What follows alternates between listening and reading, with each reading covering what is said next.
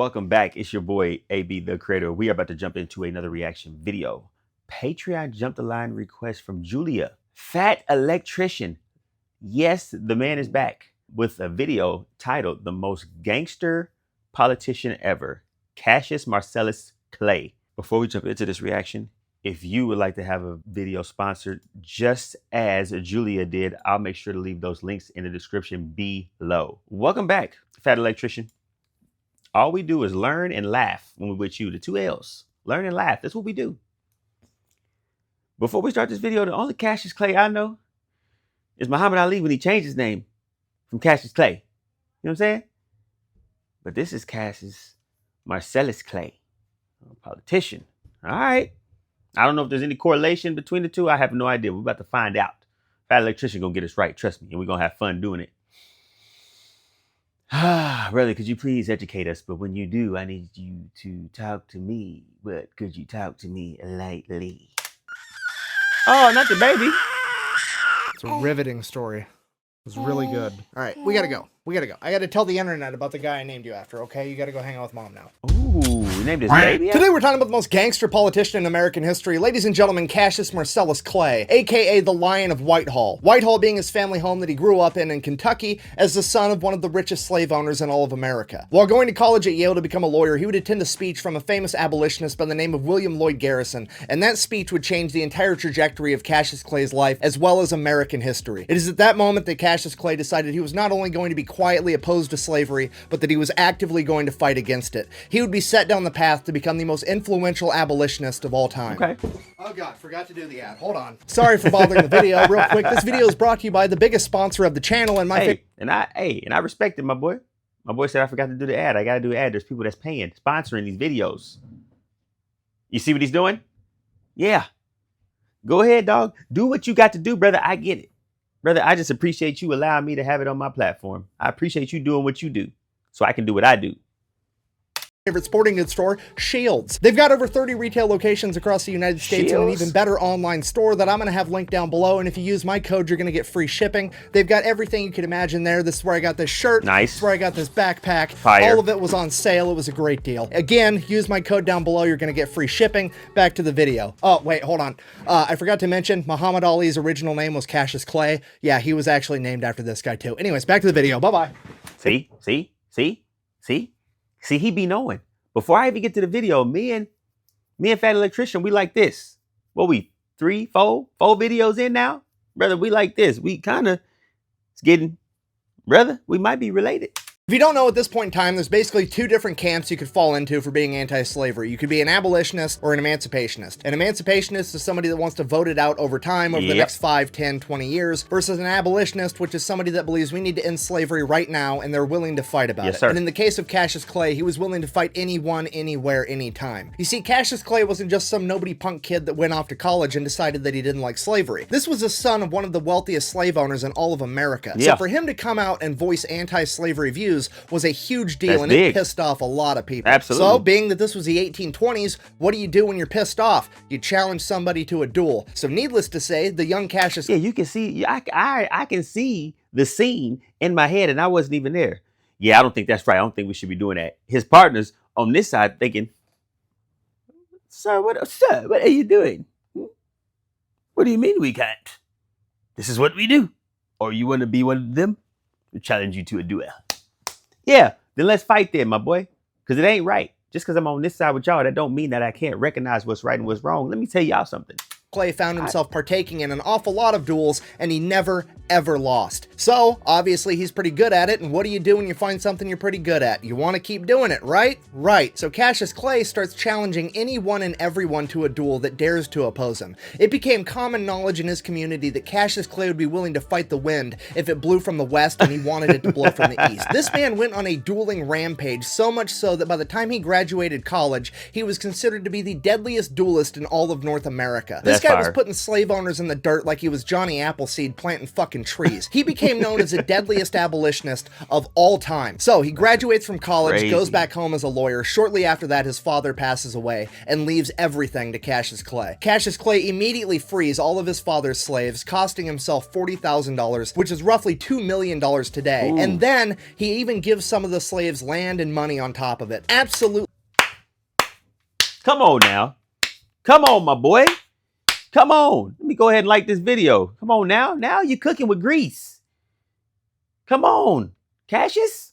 Infuriating the pro-slavery people in Kentucky. Probably. So, what do you do when half the local population hates your guts? You run for public office, and that's exactly what Cassius Clay did. He served in the Kentucky State Legislature from 1835 to 1841, and then finally lost his re-election, to which the pro-slavery crowd breathed a huge sigh of relief because they finally defeated Cassius Clay, or so they thought. Clay immediately starts traveling the country, giving amazing anti-slavery speeches, winning over hearts and minds, and this absolutely infuriates the pro-slavery people because they don't know how to stop him. You can't legally stop a guy from talking to people that want to listen to him, and they can't legally kill Cassius Clay in a duel because he's the best duelist on earth. Yeah. What do? You've got to illegally kill him. The problem with that is they can't find a hitman that's dumb enough to think that they can take out Cassius Clay, so they have to go to the one crevice of the planet where they can find somebody truly insane enough to think that they can do this job. And that man's name was Sam Brown, an assassin from New Orleans. 1834, Russell Cave, Kentucky. Cassius Clay's finishing up one of his world-famous speeches as he pulls out a burlap sack, reaches into the sack and pulls out a holy Bible and says, "For those of you that believe in the laws of God, I make to you this argument against slavery," sets the Bible on the table,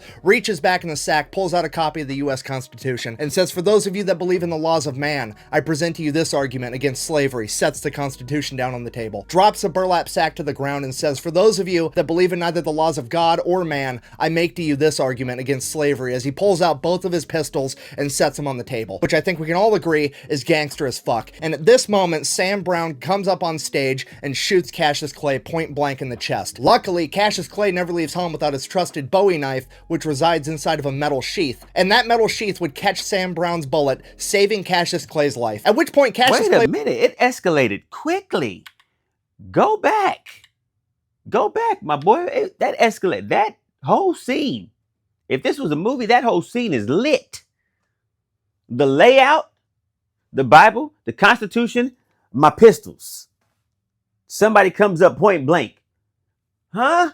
This moment, Sam Brown comes up on stage and shoots Cassius Clay point blank in the chest. Luckily, Cassius Clay never leaves home without his trusted Bowie knife, which resides inside of a metal sheath. And that metal sheath would catch Sam Brown's bullet, saving Cassius Clay's life. At which point, Cassius Clay would draw his Bowie knife and charge Sam Brown. 6 of Sam Brown's friends in the audience tried to stop Cassius Clay. He would fight his way through all 6 of them, making his way to Sam Brown, promptly stabbing him in the chest, and then turning him into a Mr. Potato Head by cutting off his nose, lopping off his ear, and gouging out one of his eyes. What? Then the 6 men recovered and were able to peel Clay off of him. Not knowing what to do, knowing they couldn't stop Cassius Clay forever, they panicked, probably for fear that Cassius Clay was going to start shoving this guy's facial features up his ass next. They did the only thing they could come up with to get the two apart. They picked up their friend Sam Brown, threw him over a 7-foot-high stone wall. He fell down an embankment and into a creek bed to finally get Cassius Clay away from him. Somehow, Sam Brown survived, but not only was he lucky for that, he was also dumb as fuck because he then decided to take Cassius Clay to court because apparently after Cassius Clay stabbed him the first time, they were even on the whole assassination attempt thing. What? So Cassius Clay should go to prison for mayhem. So Cassius Clay calls upon his older cousin, one of the best lawyers on the planet that had never lost in open court with over 40 years of experience,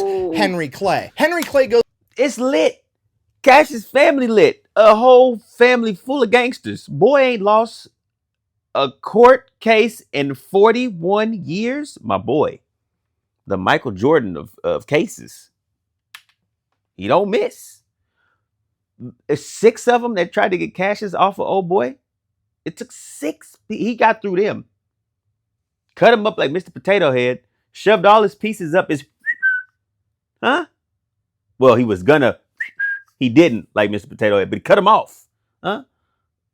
It took his boys, to take the body and throw it. Oh, that's crazy. Had never lost in open court with over 40 years of experience, Henry Clay. Henry Clay goes into court and his entire defense for his cousin is, and I quote, "Your Honor, this is just standard behavior for a Kentuckian." And the judge is just like, "You're innocent."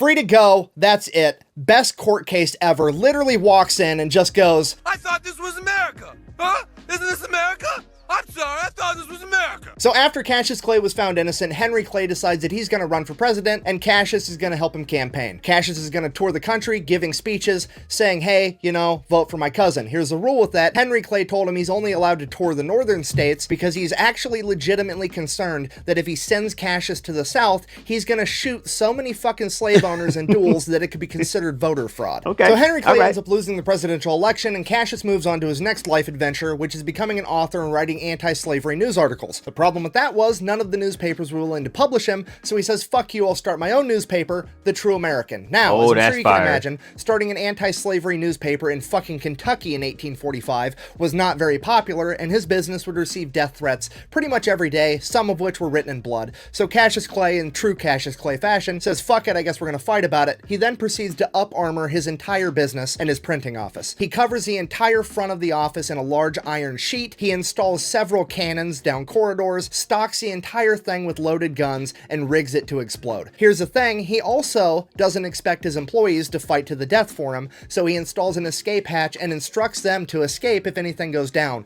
because he's gonna fight the entire mob by himself. How's he gonna do that? This brother is smart. He got contention plans. I mean, he's just lined everything out. Huh?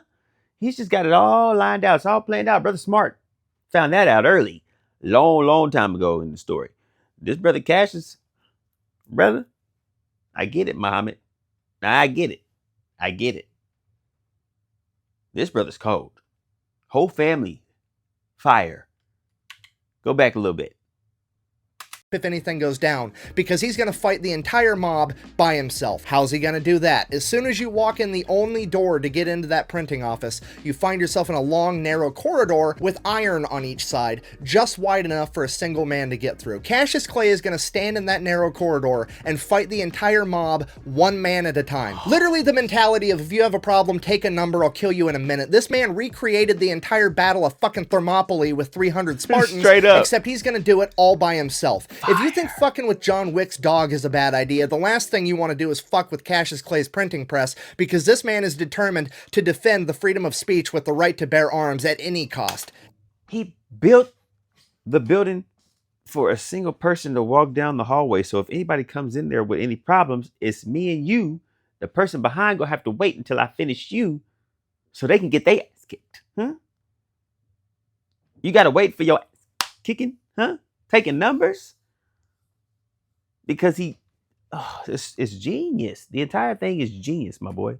Obviously, this escalates to Cassius Clay defeating an entire mob single-handedly. Right? Wrong. The mob, being full of, you know, super brave pro-slavery men that know they're doing the right thing, do the honorable brave thing and wait till Cassius Clay is bedridden with typhoid fever, so they know he isn't going to show up. They show up to his business at night and burn the place to the ground because they're a bunch of fucking bitches. Now, Cassius Clay recovers from typhoid fever. He reestablishes a newspaper in Cincinnati, Ohio, which is an anti-slavery stronghold. The only problem with that is, being an anti-slavery stronghold, there's not going to be any conflict, and that's fucking boring, so Cassius Clay moves on to another life adventure, volunteering in the Mexican-American War. While serving in the Mexican-American War, he would be a captain leading a group of Kentucky soldiers, and they would be captured pretty much immediately, and he would spend the duration of the entire war as a POW. While serving as a POW, some of the men under his command would escape, meaning that the Mexican military was then going to put the rest of his unit to death. Cassius Clay said, hey, don't kill my men, just kill me and my other fellow officers. We're the ones in charge. It's our fault that those men escaped. It's our responsibility. Please let the lower enlisted men go home. The Mexican military was so impressed by this that they decided to spare everyone, including Cassius Clay, and he would return home a war hero. Returning home from the war in 1848, he didn't really know what to do, so he starts giving his famous speeches again, this time leveraging his newfound title as a war hero. So obviously it doesn't take long for him to piss everybody off. He faces yet another assassination attempt. This time, 6 brothers from a wealthy slave-owning family show up, the Turner brothers. They show up with clubs and knives and guns,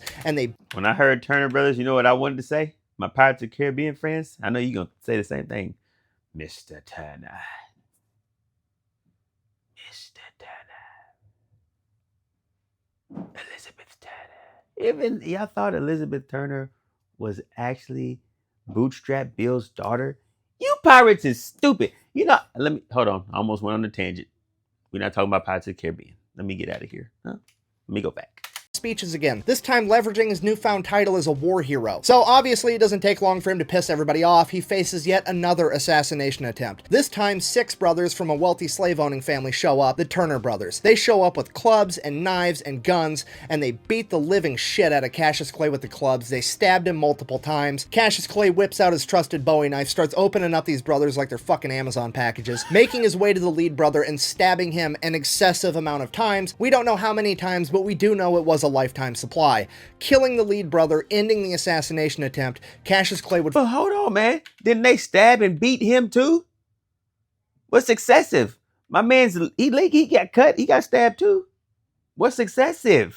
Lead brother and stabbing him an excessive amount of times. We don't know how many times, but we do know it was a lifetime supply.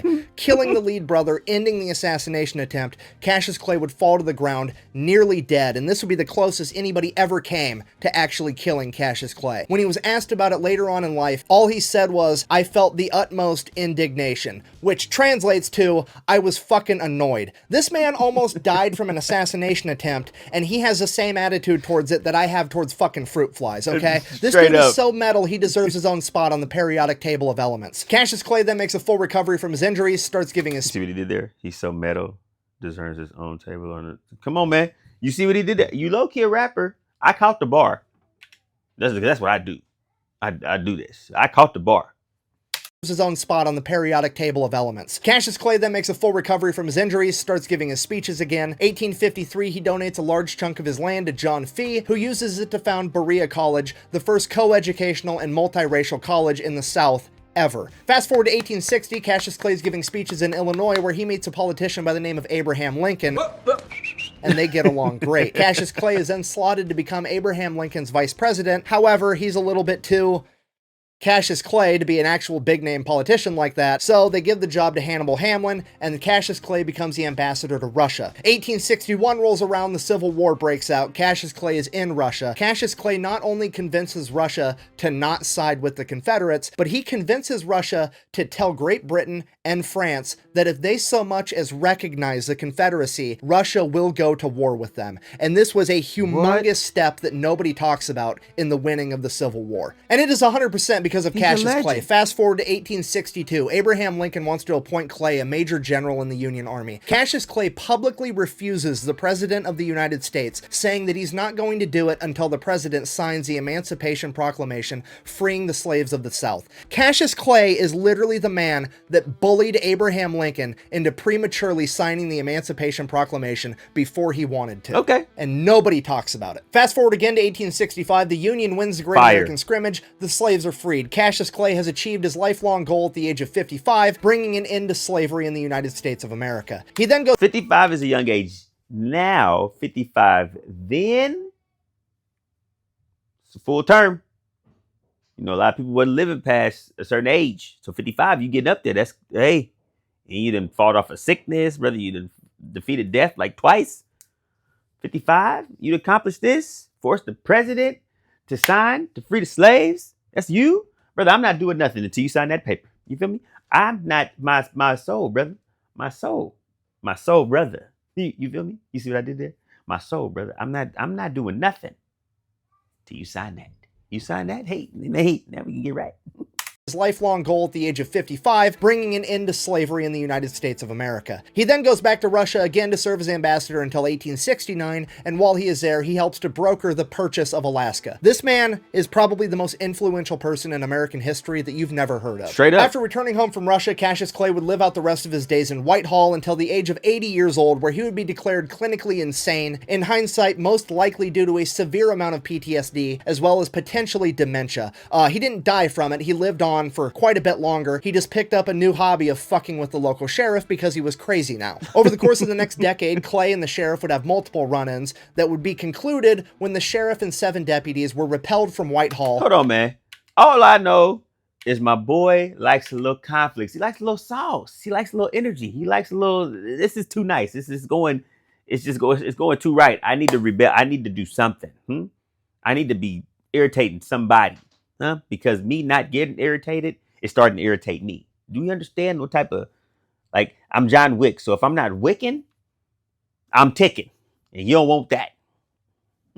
insane, in hindsight most likely due to a severe amount of PTSD as well as potentially dementia.